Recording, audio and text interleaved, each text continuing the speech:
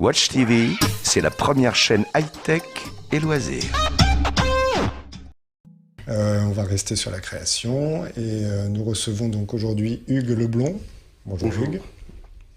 Donc vous êtes fondateur d'un site internet qui s'appelle Early Work, early-work.com. Tout à fait. Voilà, dont on voit le logo. Alors, l'idée de départ, et ce qui m'avait plu, la formule, c'était... Meet Pablo before Picasso. Voilà. Et alors oui, je suis fondateur, mais on est plusieurs dessus. Oui, parce qu'il y a beaucoup de travail et on est 5 plus 1. Donc chacun des capacités propres. On a un avocat, une personne en communication, une personne qui s'occupe du développement, une personne qui s'occupe des finances et une personne qui s'occupe de la curation. Aussi, voilà. D'accord. Ouais, donc on a, voilà, mine de rien, il y a beaucoup de personnes qui travaillent derrière. Alors l'idée de départ de ce site, c'est, donc, on va reprendre Meet Pablo before Picasso. Ouais. Ça marche avec d'autres noms aussi. Oui, ça peut être Meet Marcel before Duchamp. Enfin bon, quand on sera attaqué par Picasso, on va faire une Picasso pour utilisation abusive. Enfin bon, bref, on changera le. Mais il y a vous un peu avez de un provocation, voilà. Mais c'est aussi le jeu. Pardon. Mais vous avez un avocat pour ça. C'est bien, voilà, vous êtes bien bordé, vous êtes tout bordé, tout est bien. Exactement.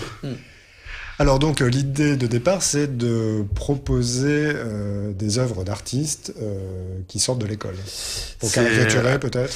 Alors c'est effectivement les étudiants et les diplômés de moins de 5 ans. Issus d'une école d'art, de photo, de design et d'architecture. Bon, c'est pas encore le cas en architecture, mais on a vu des choses aussi dans des écoles d'architecture qu'on trouvait très belles et qu'on avait envie aussi de proposer. Donc voilà, donc oui, on travaille avec ces gens-là. On a une partie donc plateforme où on propose donc des pièces qui sont entre guillemets hors champ et qui ont un intérêt pour Internet, c'est-à-dire que c'est une typologie de pièces qui sont des pièces assez inédites parce qu'elles n'ont pas encore été montrées, elles n'ont pas encore tourné dans des circuits, on va dire traditionnels des différents marchés.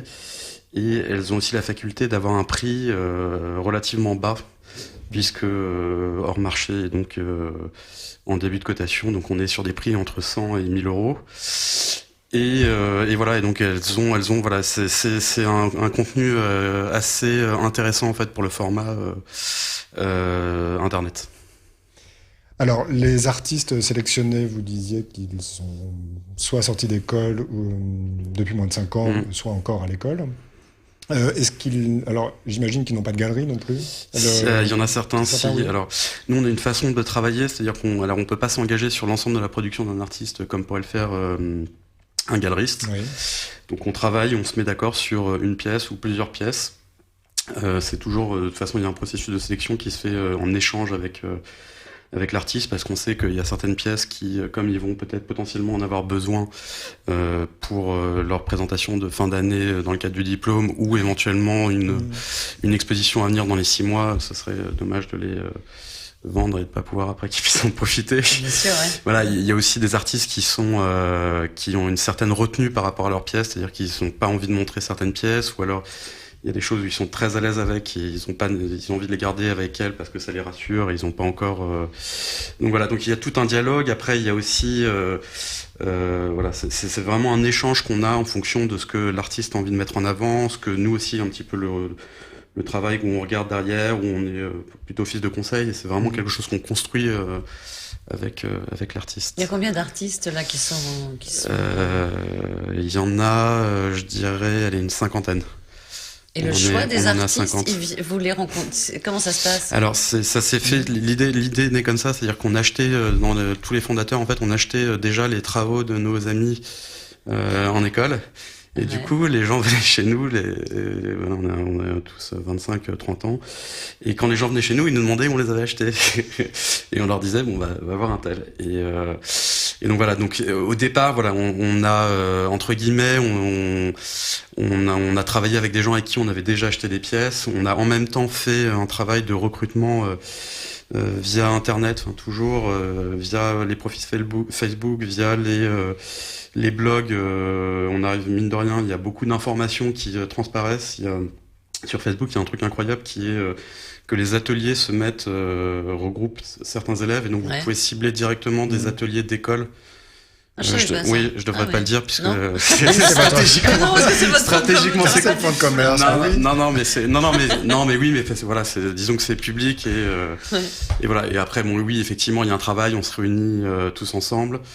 Là, on est en train de prévoir des gens qu'on va faire intervenir pour aussi parce que ça nous amuse et parce que c'est aussi intéressant d'avoir le regard des autres sur le travail qu'on fait et voilà. Donc la sélection, en fait, c'est un échange. On a aussi une page soumission sur le site où les artistes peuvent directement postuler. Donc en fait, tout se nourrit un petit peu et puis aussi après les artistes avec qui on travaille nous recommandent d'autres artistes. Oui, ça fait boule de neige, quoi. Oui. Voilà, exactement. Ouais, c'est le réseau qui s'élargit. Ouais. Et c'est très cohérent sur le site, d'ailleurs, quand vous mettez les travaux d'artistes qui apprécient leur travail réciproquement et qui travaillent ensemble. Il y a ça se voit sur le site, vous avez des cohérences quand les pièces se retrouvent côté à côté. Enfin bon, bref. Bien sûr. D'ailleurs, en parlant de ça, sur le site, vous fonctionnez comme, je crois que c'était Artspace qui faisait ça. Quand on clique sur une œuvre, il y a des propositions après d'autres œuvres qui serait susceptible d'intéresser la personne qui tout à fait. Mais on maîtrise pas encore la technologie. Mais après, oui, effectivement, on est obligé de proposer, entre guillemets, ça fait partie des formats en e-commerce. C'est quelque chose à proposer, mais après, de là à aller penser un algorithme qui serait capable de traduire les goûts et les couleurs des gens, à mon avis, c'est très compliqué. Bon, après, il y a des gens, je pense à Artsy, qui potentiellement sont en train peut-être de le mettre en place, mais c'est quelque chose d'un point de vue rationnel qui, à mon avis, est très difficile. Et bon, on l'a parce qu'il faut l'avoir. Ouais. Non, mais rassurez-vous, Artspace, c'est l'algorithme fait. De temps en temps, c'est bien fait, puis de temps en temps, c'est bizarre. Et puis aussi, c'est très particulier. C'est pour ça que dans le search menu, donc dans le menu qui est à côté pour la sélection des œuvres, il est assez limité. Parce qu'on ne se sentait pas de proposer, alors déjà d'inscrire des jeunes artistes dans un mouvement, c'est très compliqué, même eux, ils ont du mal à se situer, et dans toute humilité, ni eux ni nous ne sommes capables de dire c'est un tel ou c'est un tel. Et on ne se sentait pas aussi de faire comme les sites traditionnels, à savoir en fonction de la taille, des couleurs.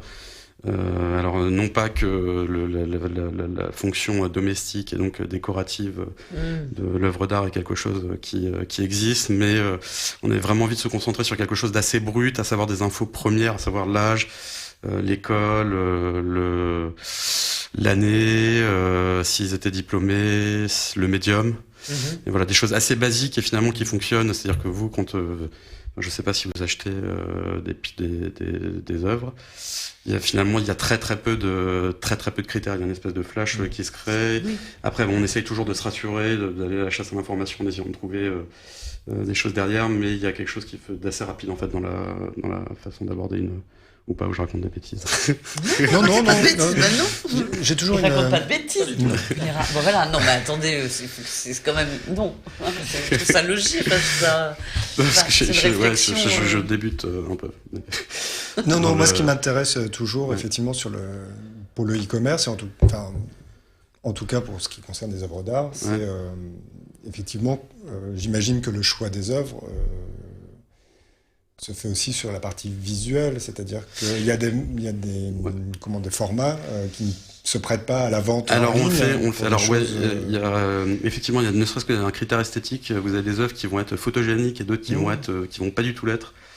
Donc c'est aussi pour ça qu'on développe aussi une activité qui est hors ligne, puisque pour nous, qui est donc vraiment en réel, puisque de toute façon on dissocie pas l'activité digitale du physique, de toute façon c'est complémentaire.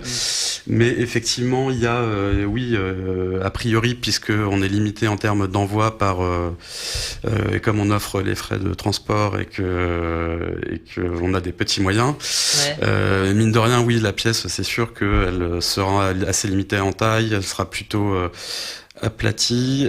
Néanmoins, on a des installations, c'est-à-dire qu'on aimerait bien les faire, on fait des prix sur demande parce qu'on sait que derrière, il va falloir transporter l'artiste, transporter l'œuvre, payer son temps de travail au moment de l'installation.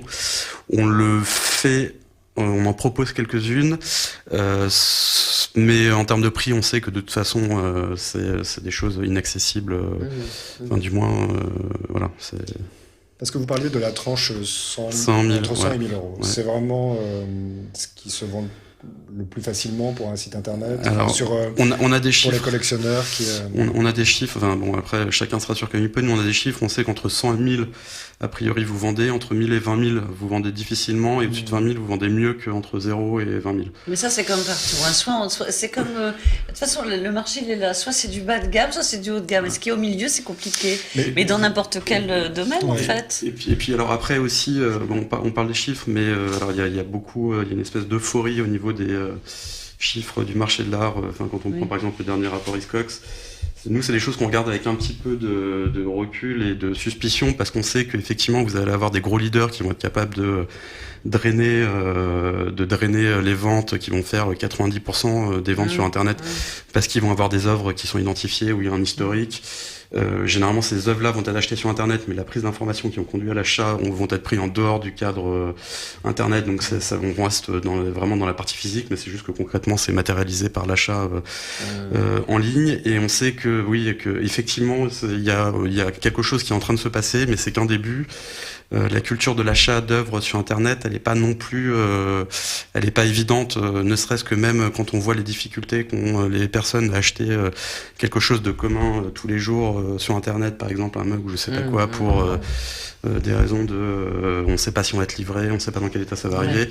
On imagine que pour les œuvres d'art, voilà, c'est un petit peu plus compliqué. Le chemin va être long, mais il faut y aller maintenant. Voilà. Très bien. D'ailleurs, Je suis désolée. Pardon, est-ce que vous avez eu déjà des retours d'œuvres Oui. Parce que justement, qui ne correspondent, où les gens finalement, par rapport à ce qu'ils ont vu sur Internet. C'est comme si j'achète un pantalon, il est trop petit, je le change. Alors de toute façon, d'un point de vue de la loi, vous êtes obligé de. Ah oui, c'est vrai. C'est 15 jours. La personne a 15 jours pour faire la chose. On a de la chance, c'est qu'on vend de plus en plus et on n'a que des retours positifs. D'accord. Voilà.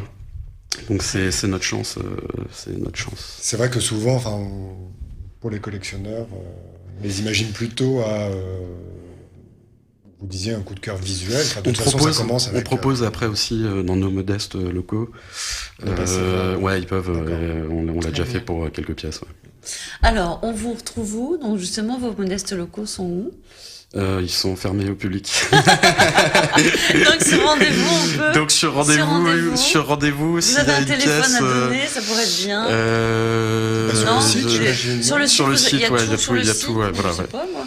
Et sinon, donc votre site, parce qu'on va passer ensuite à Mira, votre site. early-work.com. Très bien. Bon, vous remercie beaucoup. Merci. Vous restez bien sûr avec nous, vous n'allez pas partir. Si je m'évanouis pas avant. C'est vrai, carrément. Il fait chaud. C'est vrai qu'il fait chaud. Watch TV, c'est la première chaîne high-tech et loisirs.